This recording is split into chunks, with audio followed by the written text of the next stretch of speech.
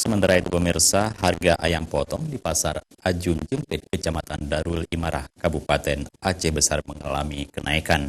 Akibat kenaikan ini, permintaan ayam potong pun di pasar tradisional ini menjadi berkurang.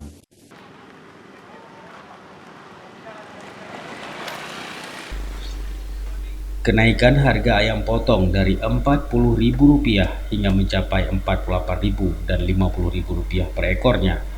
Harga ayam potong mengalami kenaikan sekitar Rp5.000 hingga Rp10.000 per ekor tergantung dari ukurannya.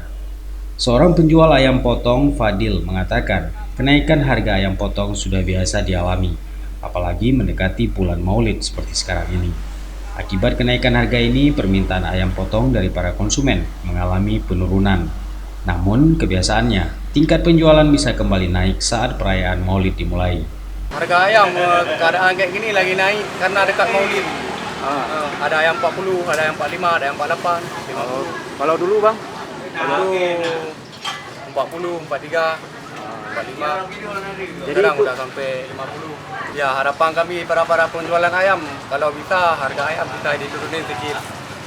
Fadil berharap harga ayam potong bisa kembali stabil, sehingga tingkat penjualan serta permintaan dari para konsumen bisa mengalami peningkatan. Dari Aceh Besar, Tim Liputan Aceh TV melaporkan.